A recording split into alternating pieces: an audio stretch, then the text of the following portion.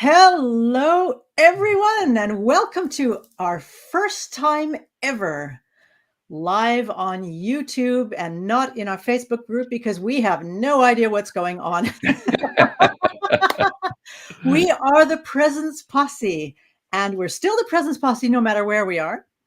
And we are presenting today Presence and Changes, which is very appropriate considering there's a lot going on in the world. And as we're commenting before we went live, it's been oddly quiet around the whole Facebook and third-party apps and groups and things. I was expecting large news flashes and all kinds of things. Nothing, honey. So we are here talking about presence and changes. And when we say it like that, it's because not everything is welcome when it comes to and that's where the presence part comes in, perhaps. And today with me, I have the very brilliant Jan Hart, the very brilliant Bobby Cobb, and the always magnificent, just because it starts with an M and so does mine. And I wasn't being creative enough before that, Miriam Siegel. That's me. So you claim it, Miriam. Yeah, right. I like it. Shall. So presence and changes. Who wants to start? And by the way, before we kind of dive into it, welcome to everybody who is taking a chance and joining us on our YouTube channel. And if we don't seem like we managed to follow along very well, it's just because we're sort of acclimatizing ourselves to this, which is very appropriate for the theme. So we encourage you to write an extra large number of comments. Let us know you're there so that we get the hang of this whole comment thing in a different forum. And we thank you ahead of time. So now, having said that, and wish us luck. You can start with that. Wish us luck. Jan, Bobby, what would you like to say about presence and changes? Bobby, I'd like you to start because you wrote a beautiful introduction to this evening's session, and maybe you could start there. Okay. One of the ways that I look at changes that has been a little bit different. I had a large phase of my life where my mother conditioned me to be a master of the universe, and she did a really good job. I still today, any task that I'm facing with, I feel like I welcome it, and I'm usually up to the challenge, and I feel like I can rise to the challenge. However, there was a moment in that where it seemed like many things were going in flow, and it felt as if I was in control and I was manifesting all of this stuff. And it's a funny thing about changes. The changes that we want, when they're happening, it feels like a win. But the changes that we are less welcoming of, as those changes are happening, it causes stress and anxiety. And it's like a part of us is just saying, hold on, this is so perfect right now. And it's like, oh, somebody if you're having an interesting conversation that's just going on into the night with a bunch of friends, and then suddenly someone yawns. It's like, no, don't yawn. You're gonna mess everything up. But I've come to look at change very differently in the past 7 or 8 years or so, and just recognize that almost everything is always changing. We've been on this now for about 5 minutes, which means in that time we have made somewhere in the neighborhood of about times 5, 7.5 million new red blood cells. And we're making new red blood cells all the time. And because the amount of red blood cells that we have in our body remains more or less constant, we're also eliminating millions of blood cells every minute, 1.2 million red blood cells every minute. So that's an area that we can look at, and we can recognize that everything, every moment is unique and different. You know, there's a saying from Zen that you cannot step into the same river twice. Well, obviously you can. If you've got a river near you, you can step into the river and step back out of it and step into it again, and you can do that multiple times a day. But what that's pointing to is the content of the river, just like the content of our experience is constantly changing moment to moment. So as we begin to recognize that, it can offer us the opportunity to get present merely by recognizing that our emotions, the whispers of wisdom, as I call them, energy in motion, as many other people call them, are just inviting us back to that part of us that doesn't change. And there is a deep, steady, silent, infinite, and eternal piece of us that is the witness to everything that's happening. So I feel like when I'm not lost in the flow of thoughts that are going in, and I get lost in them as often as anybody else does, if anything, hopefully I just catch myself and notice, you got swept away again in that juicy little flow of thoughts that just keep rolling through your head.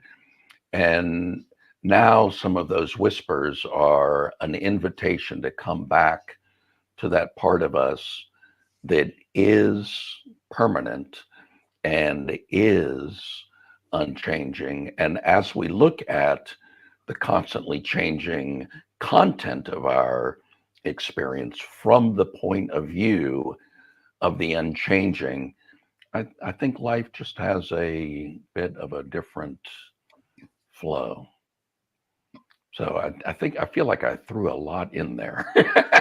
How did that hit you guys, and what comments or questions popped up for you as a result of my little diatribe there? I loved it. I kind of feel like I want to pick up the baton and keep going. Oh, please do. But before I do that, I loved the, master of the universe concept, and that relationship with your mom. I mean, that just sounds beautiful. And to get that so early. Yeah, that truly was a gift, no doubt. Yeah. And it really landed when you spoke about, when change comes that we want, and, we're in that flow and we feel like we're manifesting, or we're somehow have our hands on the steering wheel and are in control of what's going on. And that's one experience. And when change is happening that we don't want, how different that experience can be in any direction. If we don't want it and we come from that place, then, we're putting up a wall of resistance. If, excuse me, if we can see what you spoke about and the perfection of whatever that is arising in this moment, then it can be a different experience. And that really landed. Probably because I'm going through a change I don't want right now. And Miriam is familiar with this. I'm receiving some guidance to take steps in a certain direction, or move in a certain direction, or look in a certain direction. Just to even be open to that direction. And the former is what was going on, that wall of resistance, and no, almost childlike tantrumy response, stomping the feet, no, no, no. And that's never a pleasant experience, to be embodying that creation. And the whispers of wisdom, as you describe, the emotion that arises when that happens, is an invite back to presence. And when we can accept the invite, we can start to see the gift or the perfection of the moment. Been swept away again.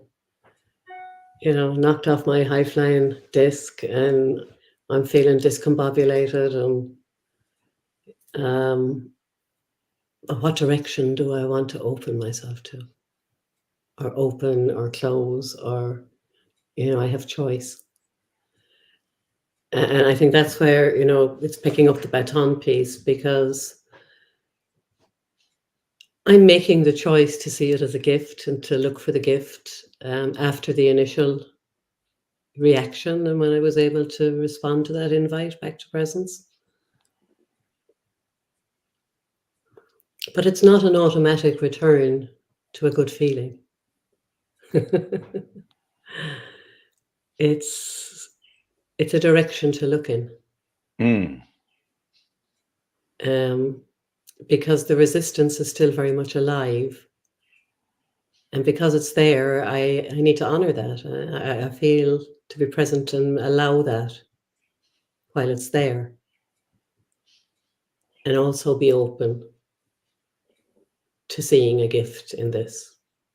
And, remaining open. And it's a balancing act. And the resistance is unraveling, and it's lightening, and it's moving around into various different parts of my body. And, I know that when it's done its thing, and when I've seen, what I need to see, it'll move on. And it is a whisper of wisdom.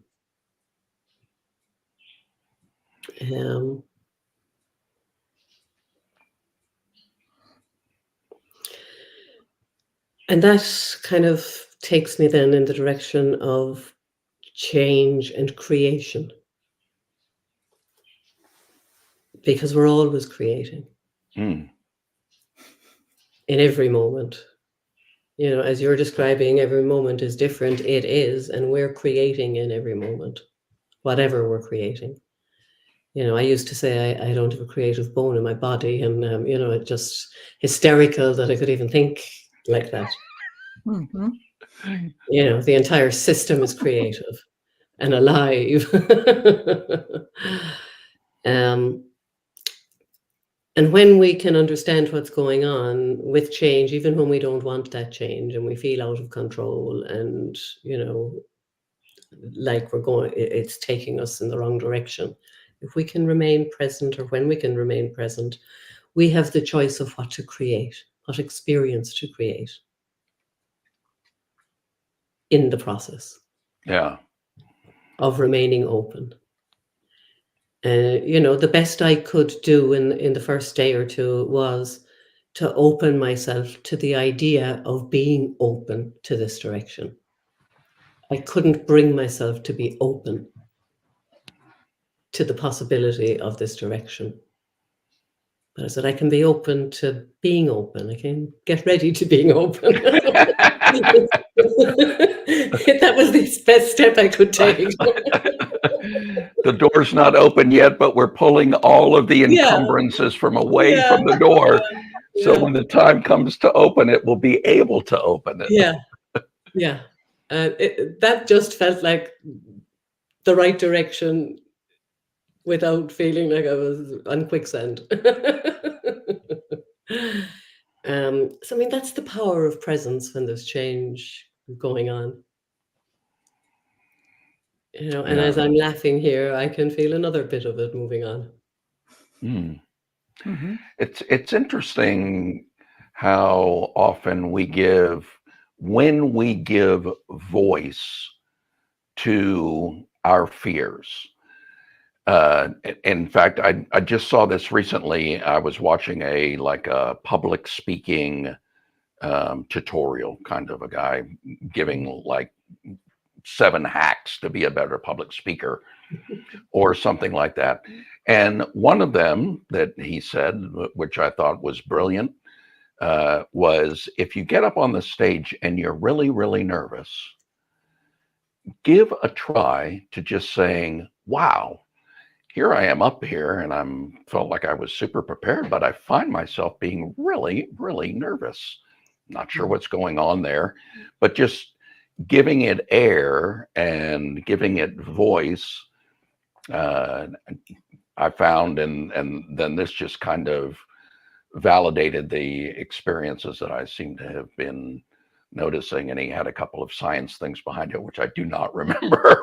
I'll have to go back and review that if I want to retain that. But just the idea of, and I noticed that I used to have a managerial position and I got a lot of complaints. You know, people would get fed up and they said, I need to speak to the manager. And I was the one that they got.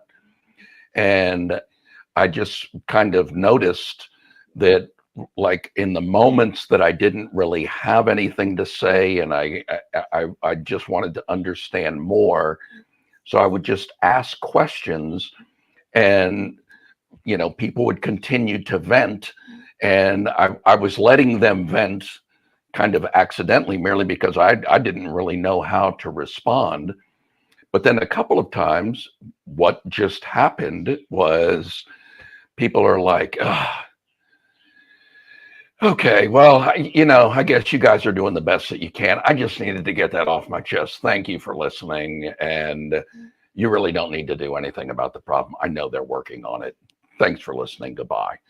And it's like, okay, I didn't solve that problem, but it seems like the problem got solved. And it was through their giving voice to the issue. You said something in there, Jan, that it was a big block for me. I was conditioned that I always needed to do something. And when something happened up, my immediate thing was, well, what are you going to do? And it took a while to realize that sitting with an uncomfortable feeling and merely being with it and let it kind of steep in the tea a little bit was doing something. I wasn't physically doing anything. I wasn't technically making what I could classify as progress, but I was looking at the scenario from a couple of different sides. And, that kind of almost seems like the nature of insight that, when we have that aha moment, we've gotten far enough from the forest that we can actually see the trees. Or is that it? Or the other way around. Yeah, Yeah, and you have a new perspective, and I think to the degree that we're able to approach it with a little bit of openness and just ask, what might I be missing here? Or if there was a lesson, what might it be? Or how can I position myself for this change that's coming that might be a good thing? And just merely allowing those questions to just kind of rumble around, what we talked about last week, being with the question and being in the unknowing is where new insight and new aha moments and intuition, that's the space where that occurs. Yeah. And we don't need to, I was fearing it. That was part of my conditioning that I needed to overcome. Not to say that everybody had that similar experience, but being with that and then recognizing that change is occurring all the time. And, from your background, Jim, with HR, you probably have worked with companies or people who have a feeling, hey, if you don't like the way things are here now, wait 90 days. It'll be different. You ain't seen nothing yet. Yeah. Miriam, what do you make of all of this? Well, one of the things that showed up for me was 12-step programs. I'm not an expert at 12-step programs, but they have a step number 2 that has to do with becoming willing. Mm. And I really like that. And as you were speaking, Jan, about this just becoming open to becoming open, it's like giving yourself a chance, really, to become willing. Recognizing that there's resistance, and then allowing for and being with the resistance, because resisting resistance just makes more resistance, really. So just recognizing that there's resistance, and then acknowledging that it is possible, maybe possible, to become willing to be open to, or become willing to actually do the thing. Just be in the process rather than closing it off. So I just thought I would bring that up. I really like that step. And also the idea of, I'm not sure if it's a step or it's just sort of a way they talk, but it's kind of like getting out of the way. Right, which would have to do with resistance, or having I've heard people talking about, I think it was even John Lennon who made some comment about this, that just tell God your plans. like it's the idea of having plans, and then and just the idea of that, you can plan all you want, but life might have other plans than the ones. Right, so it's kind of like getting out of the way. It's okay. And a lot of people talk about manifesting now. That's kind of going everywhere, and it's been around really a lot more since The Secret came out, in my experience. And it's got, well, you can tell the universe or God or whoever you want to choose to speak to or see or have that idea of what your plans are, and then it's kind of up to whatever else to see if that's actually the direction you're going to go or not. So this idea of getting out of the way, it's like, okay, I want this, okay, I said it. Right, and then we'll see what happens, and whatever steps I need to take. I'm not talking about going as far as a fellow I knew many years ago told me about an aunt he had. I'm not sure if he was telling the truth, but this is how he told the story. He had an aunt who was very religious, and she would put the ingredients for cakes in the pan, and she would put it in the oven for the amount of time it was supposed to be there, and Jesus was going to take care of the rest. So I can imagine some disappointment at the result, and perhaps some confusion in this aunt about why Jesus didn't help, or why God wasn't there for her, or whatever.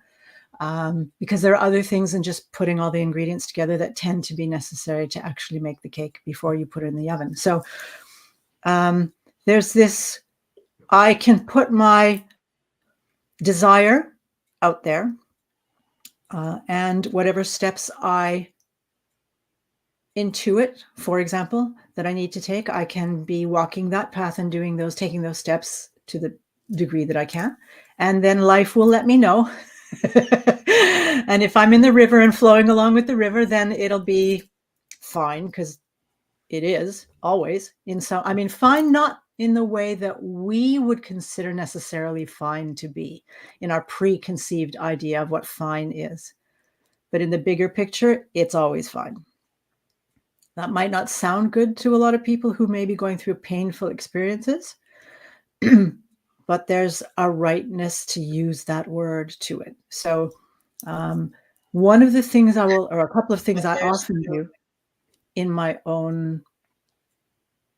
on my own journey is, because I know that resistance can arise, or I can put it there. I know that some things may come surprising, may show up. I kind of can feel like surprise attack, or I was not prepared for that. those kinds of changes that feel like I'm not welcoming them, or I don't want them. That's me knowing that I'm putting resistance in the form of, for example, past experience that I'm attaching to them and projecting into the future. So that's one of the things I'll do. If somebody tells me something's going to happen, and I'll go like, no. That's because I'm likely attaching past experience and projecting it into the future. This hurt before, something similar, something that reminds me of this hurt before, it's going to hurt again. And knowing that about myself, about that I can choose unconsciously or consciously that reaction to a proposed change, knowingly proposed or not, then I get to ask myself the cool questions like, what am I attaching to this experience? What am I attaching to this thought? Even attaching to thought. So what thoughts am I attaching to this, whatever has just shown up in my present? And what kind of ideas am I attaching to the thoughts even? And how am I projecting that into the future? So I get to ask myself the cool questions because I know that when I bring past and future, and it can even be not a change, it can be a change where I anticipate something good. So I'm still not right now being in present, I'm elsewhere. It's the same thing. What am I bringing to this? And am I becoming willing to let it go so that I can be with what is right now, which generally is not painful at all or even overly exciting. It is what it is. So I remember when I first heard Eckhart Tolle talk about not even anticipating the good stuff, because we think, well, we want to feel good. And I thought, well, that's really weird. Why wouldn't you want to do that? But the whole point is to stay with what is, because that's basically ecstatic, just being alive in what is now and experiencing to the full extent what is now and not anticipating neither joy nor agony. And I understood that. It took me a while, but I understood it. It's like, be with what is. That's amazing enough. So I like to look at it like that. It's like, I know I'm bringing stuff in if I feel uncomfortable. So I get to ask myself the cool questions. And there are so many jewels and gifts there. Although it might take me a while to see them that way. But that's a great place to start is, if we just ask ourselves, what is the story that I'm telling myself when we have an uncomfortable emotion, and we can do it with a comfortable emotion as well, but it's more of a pattern interrupt when we've got an uncomfortable emotion, so it's a louder invitation. But to say, I feel really anxious, and just to say, well, what is it that I feel anxious about? What story am I telling myself? And that leads you right into this whole scenario of, well, I'm worried that tonight, the event that I'm putting on, maybe no one will show up. And if no one shows up, then I might look bad and blah, blah, blah. And so on the story goes. And when we just start exploring some of that, we can, Fred's often quoting Byron Katie, and she'll ask us, is any of that true? Is that true? How can you know that that's true? And with those stories, we very quickly see, well, it's not true that that's going to happen. It may be a probability. It may even be a high probability. But just going from that to just going, okay, my event is tonight. What can I do with this energy that I've got going on right now? And what message might that feeling have for me. And one of the things that I do working with clients is I work toward plan G. You know, most people don't have a plan B. They've got plan A, this must happen. And if this doesn't happen, I'm totally effed. And just the idea of getting to plan B, maybe I need to for that purpose, maybe I need to rename it shooting for plan F, and getting beyond the, you know, I'm effed if plan A doesn't work out. But as we get to, well, plan B can be this, plan C can be this, plan D can be this, and we rarely get to G, because now all of a sudden what we've done is just brought into the forefront of somebody's thinking that you are responsible. You have the ability to respond to whatever life throws at you. And your flexibility in potential responses is virtually unlimited.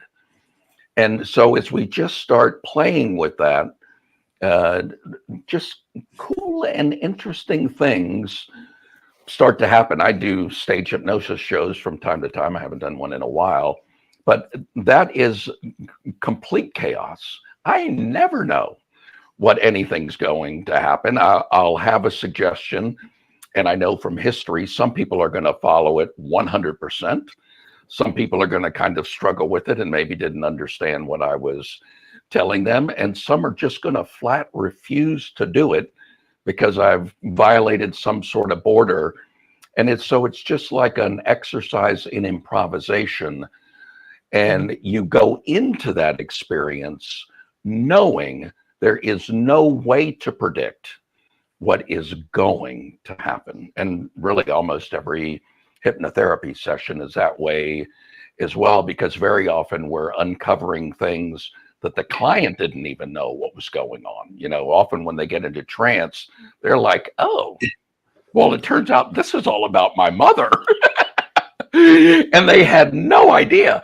And just with that one little insight, all of a sudden, now the whole story, we've just added a little plot twist to our story, and the story begins to rewrite itself in lots of alternative endings.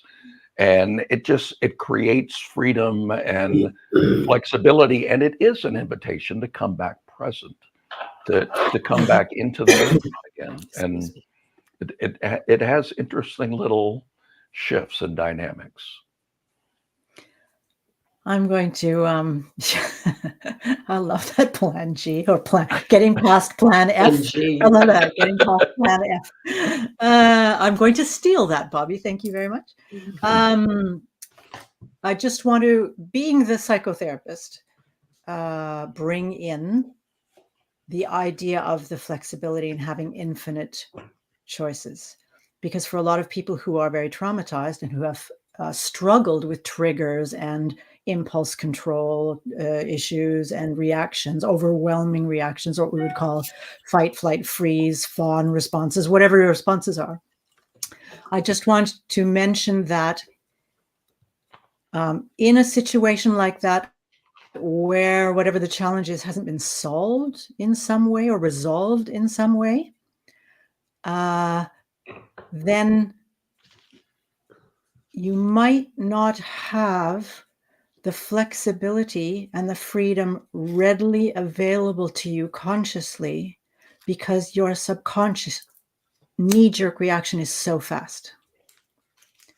So the idea is, and there is a reason why it can take time to get to presence for a lot of people, to practice and practice and practice. And some people give up and will say, this doesn't work. It does, but it takes some time, sometimes more time for some people than others, depending on what your challenges are. So I just wanted to mention that this is not a thing that we, how can I put this? I invite you to not use this as an opportunity to beat yourself up if it's not working right away or something like that. If you have that sort of idea, if it doesn't feel like you have a lot of choices, if it doesn't feel like you have the flexibility, I'd like to just add yet or for the moment, because I have worked just to bring up my own experience, but many years, we're talking decades, to get where I am now and to work through the incredible challenges that I had with triggers and knee-jerk responses and absolutely overwhelming terror. So just so that you know, it's there, but it may not feel like it's readily, immediately available yet. Just know that it's a yet, and we're all sort of moving towards presence at the rate that we are able to do so. So I just wanted to bring that in. It's not like you can't, it's just not necessarily readily available yet. I see a comment here. I just want to check before we go on. There's a comment in the comments. Is that you who did that? So not in a private chat, but in the comments. Does this work on YouTube? Are you asking other people, or are you asking us? I just put it out there, so I'm going to go check later, because I thought it would be, you know, since we're exploring something new here, if we can actually comment back to people on YouTube as they're making comments, that would be something that we don't have the ability to do on Meta. See, so we're in our change. Yeah. Well, and if there are people out there commenting, I don't know about you, Bobby, but I can't see any comments. I haven't seen any either. For the moment. We've got some folks watching, exactly. so So maybe one of them could drop a comment in. And right. We can't see who's watching, or at least I can't. I can. Can you? Yeah, you can. Okay. And we do have, so even though this is a brand new thing. For those of you who are there and would like to give us a run for our money, help us check this out, please write a comment and we'll see if we see it. If you have already done so, just to let you know, the reason we're not responding is we don't see it. And we will go into the Facebook. I'm not really sure where we'll find it. We'll go to YouTube, or that's where we'll find it, I guess, in YouTube, and then respond to you there if it's showing up there. And again, asking you to bear with us and be present to what is, and notice what happens in you if you feel frustrated or confused or whatever, or just fine. Just notice what's there. And if you feel like you need to put words to that, then do that. And otherwise, just, be with it. Yep. So now I've said my piece. I like the one thing that I like much of what you said, but one thing that really struck me was the idea of, if you're not able to immediately jump into a space of pure presence and you're getting frustrated around that idea, actually two things come up with that. One is just acknowledging, if you're checking in and acknowledging where you are right now, and recognize, okay, I'm moving in this direction, but I'm not all the way there yet. That's going to be a little bit of a shift, and that's going to kind of let the poles that are buried into the ground get a little bit of loose, so we might be able to pick them out and move them someplace else. And the flip side of that is when we know with certainty what's the next step that we are going to take. One of the things that I've noticed is people will very often be unwilling to take that first step because that's the only one that they see. So their mind is like, all right, what's your plan, big boy? You're going to take the step, and then what? And so there can be a hesitancy to listen to that guidance that's telling us, take a step here, throw this idea out there and see how people react to it. And that's a step. And it may be the feedback that you get is wonderful and that sets you off on path A, or it's nothing but crickets and that sends you off on path B. But now you've done a little bit of test, you've actually taken action. And I just heard the flip side of that as you were giving people permission to allow themselves to process this And, it's the mind that is going to suggest you should be able to do this at the snap of your fingers and be 100% fully present. And that's an idea. And sometimes that happens, but sometimes it doesn't. And when it doesn't, if we're measuring what's going on against this figment of our imagination that we've now grasped onto and go, I'm not doing this right, then that can create a disconnect. So giving yourself the permission to take a step and see what happens, and take another step once the path is clear. I think it allows a little bit more grace in the process. And I'm sure, everybody recognizes that they don't need permission, but it is very interesting how often we hear somebody say, I give you permission. And we're like, thank you. Sometimes it's just what we need.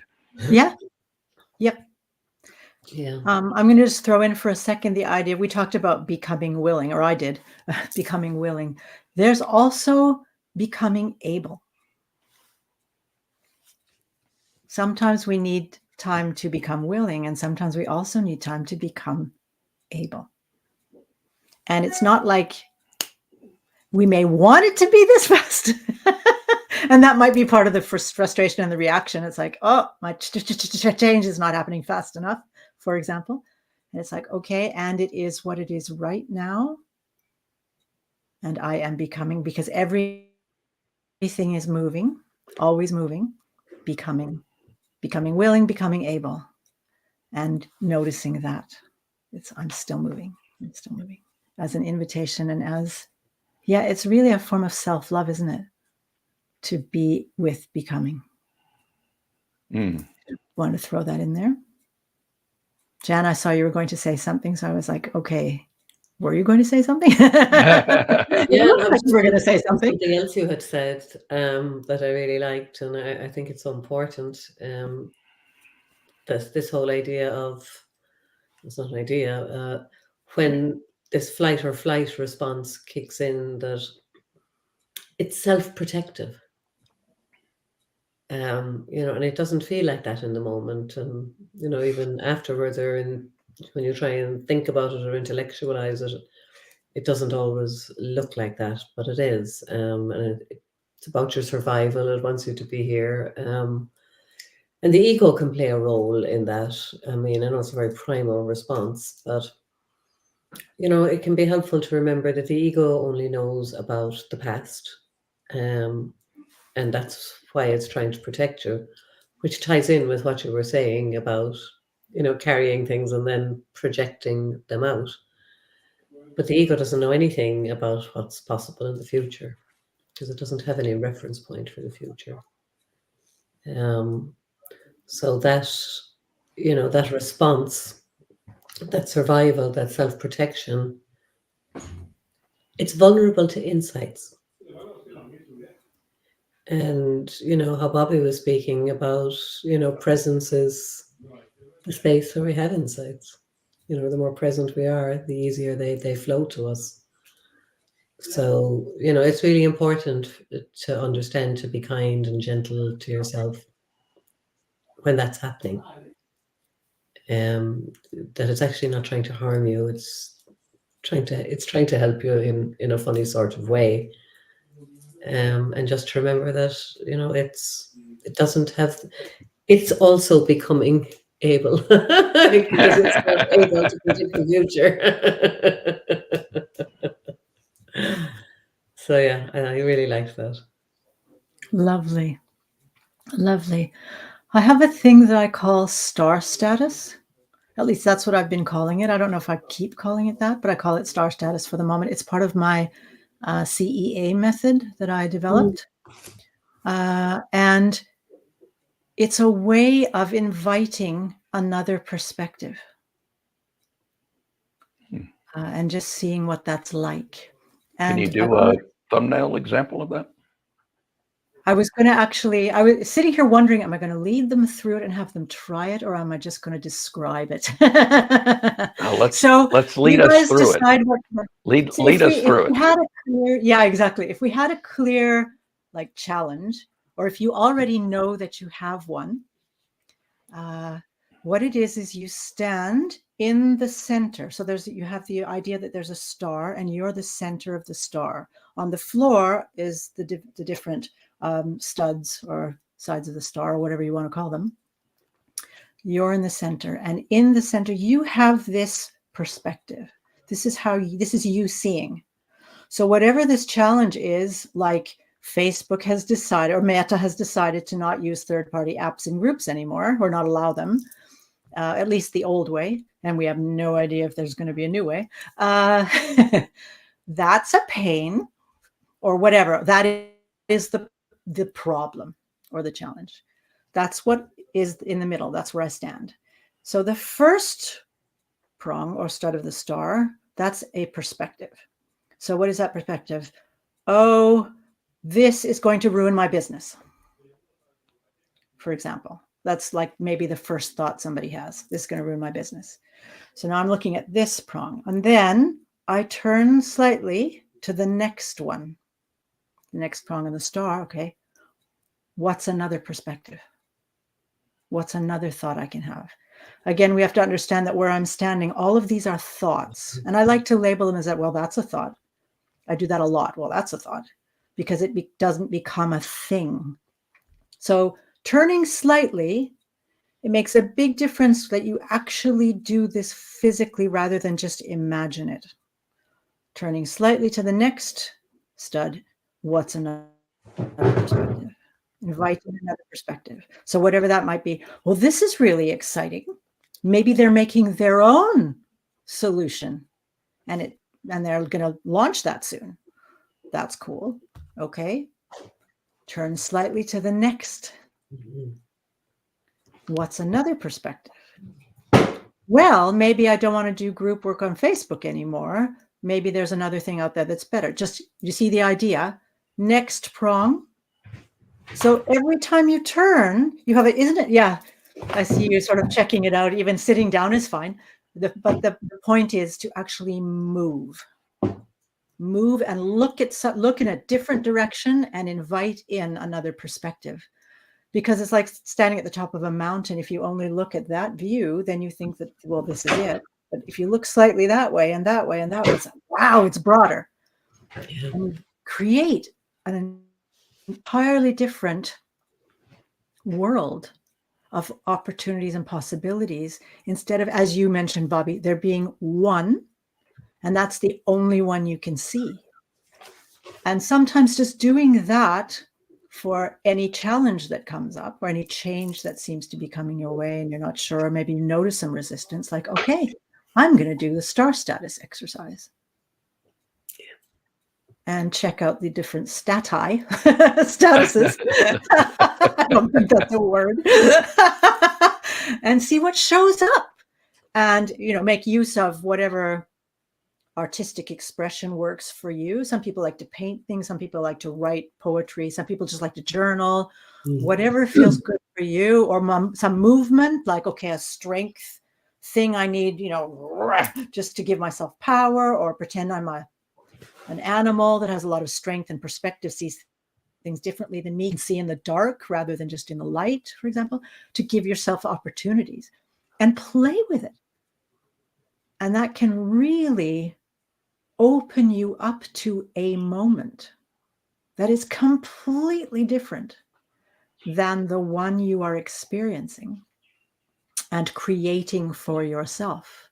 Because now you have all of these other creative possibilities. So I invite you to try it, whoever's watching, and you guys too, if you like. And you're welcome to use it on other people as well. Just let them know it's mine. We will do. Yeah. When you do that with people, Miriam, how how long do you continue that process of like, now go to another one, now go to another one, now go to another one? And how do you guide them through the mechanics of like, when is a good time? Like, we get the worst case scenario oftentimes is the one thing that we can think of. And it seems like it would be good to play with that, to go, okay, is this a worst case scenario? Because if it is, that's a good known. So another thing might be, what would be even worse? And just so that we know that we're working with a worst case, and then we can build the axiom, hope for the best, but plan for the worst. And maybe many other plans, kind of what, if you can de-chunk that, your process a little bit more. Yep. And yes, this can be adapted to, let's make a star of all the worst case scenarios, and then we'll go move somewhere else. Don't do it in the same star. It's actually quite important. Go to a different star, a different place in the room, and then have another star that's best possibilities, for example, if you don't want to call it best case scenario. One of the things I will generally do, it depends, again, it's different from person to person, depending on how identified they are with the problem. If somebody's really identified with the problem, so they're feeling really overwhelmed and it's terror and they're not really functioning very well, I might have to help them ground a bit more before even being able to move at all. If they've gone into freeze, for example, or fight, flight, they can't see, they're just so busy. But when they're in a place where they can actually just stand in the problem, to call it that, because that's what it's going to seem like to them, then I may ask the question, are you willing to consider another possibility? Or are you willing to consider another, or hear another perspective? Something like that, something to move them towards an opening. And if the answer is yes, then it's like, now we move. And then we start. And then we see what happens with that. If they go into freeze and fight and flight again, it's okay, we stand here and notice that nothing bad is happening to you. All we're doing is considering another option, and get them to feel into that. So it's like every time they go into a kind of fight, flight, freeze, fawn reaction, it's allowing them the time to bounce back, to ground more. That's allowing them to learn that they are more resilient than they think they are very often. So it depends on the degree of reaction. So when they're able to just stand in the question or the dilemma or the problem or the whatever that is being changed or needs to change or is being forced on them as a change, and they are willing to look at another possibility, willing to even become willing to consider that there might be another possibility, then they can start moving. And we stop when they're either exhausted or whether they have enough options where I feel like, okay, it's not a problem anymore.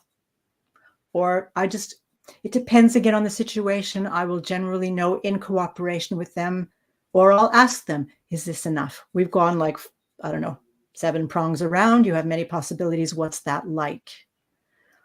How do you feel about that? Do you feel equipped to choose one, or do you feel equipped to go out and know that you are not stuck with only one thing? It's checking with them all the time to bring in a level of, I guess I would call it safety or grounding, mastery, like some element of power, empowerment, where they leave feeling stronger and able to at least consider other possibilities.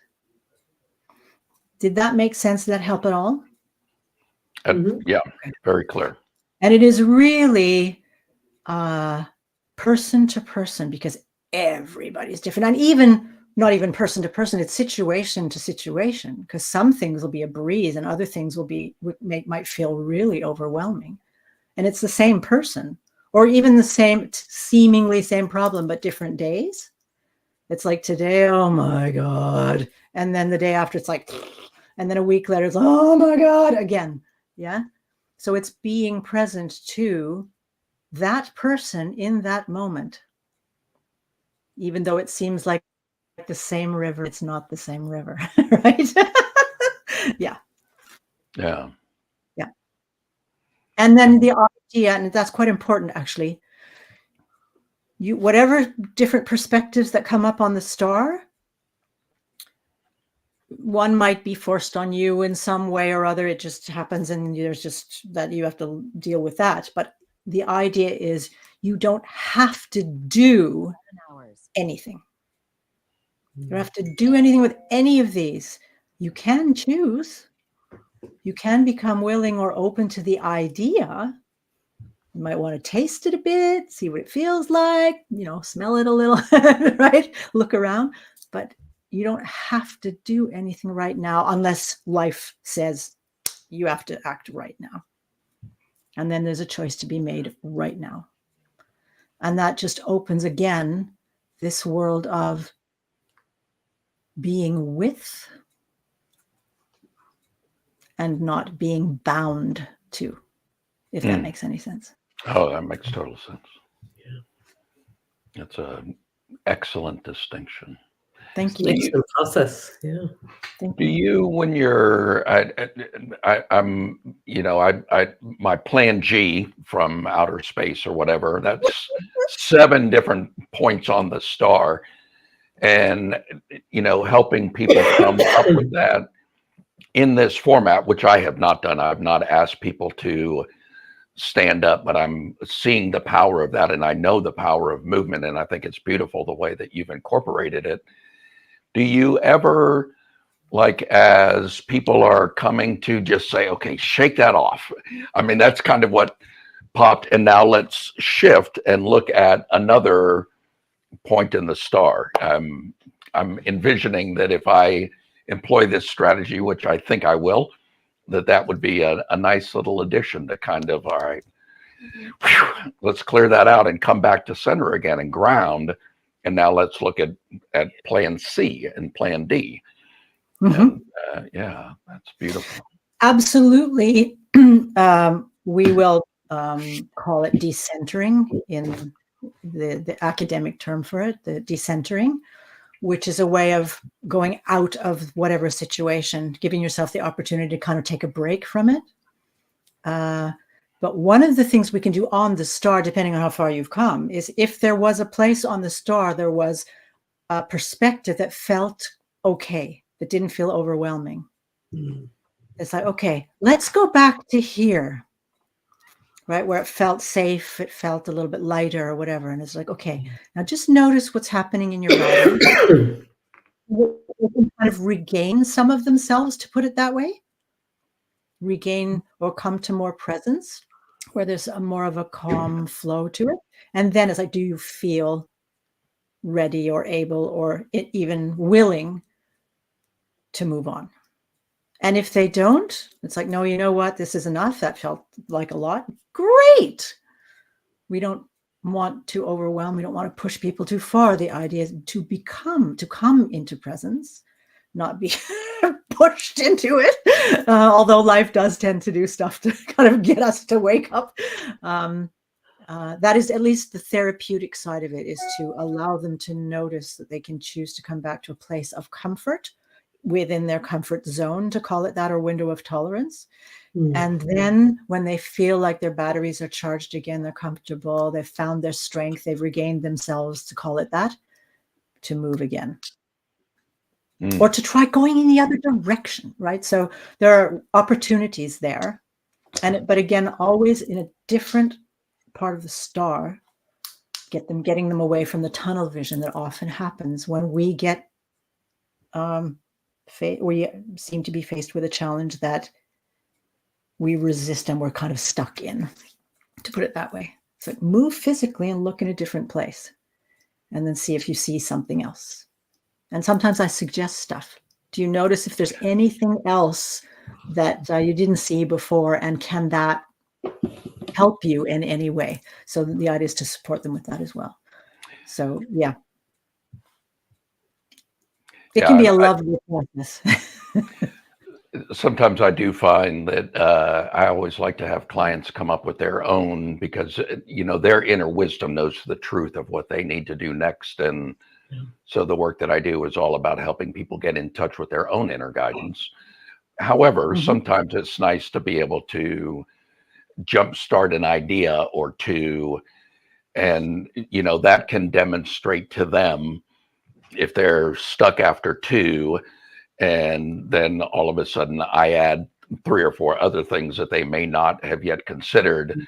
It just kind of breaks this illusion that they're tied down and these are my only option. And it's like, wow, okay, you just rattled off 5 that I didn't even think of. That was pretty cool. I must not be diving into this deep enough. And the only reason that they're not able to dive deep enough is because they are attached to 1 or 2 of those outcomes, or they have a belief that it's got to go through this one narrow door, and they haven't taken the time to notice, man, you're surrounded by doors.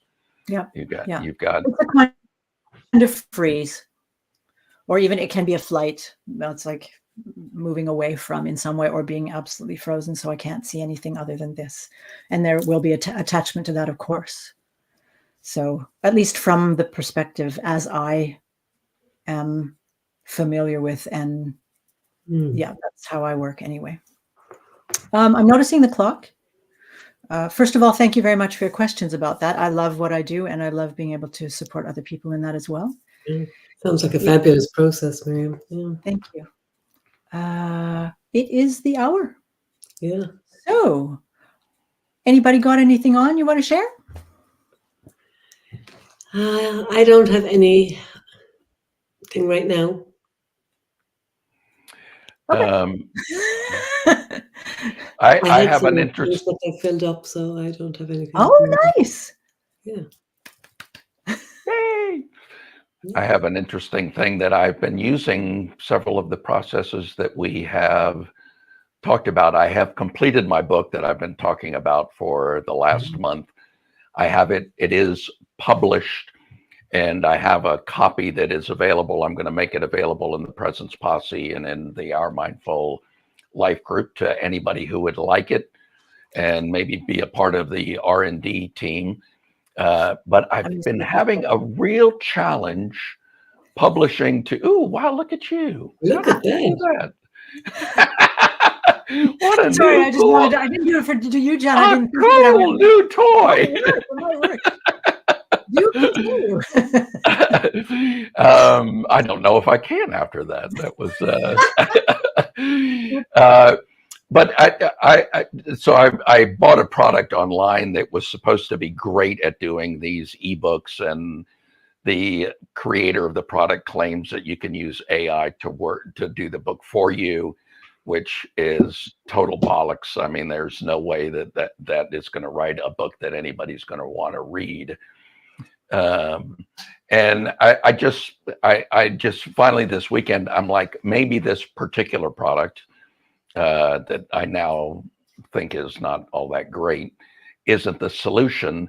And just in the moments before our podcast, I just had a little flash of insight to say, I wonder if I can do everything that I want to do in Pages on my Mac. And I watched a short video getting on here, and from the looks of that video, it looks like my problem is solved, and my solution has, if I'm right on that solution is just going to make my life so much easier. And that will be one of those things where, like, I thought I had a solution, and so I went down a path and I started to work with it. Turned out that it wasn't the solution, but now I've got what looks like, and maybe too soon to tell, but what looks like the perfect solution.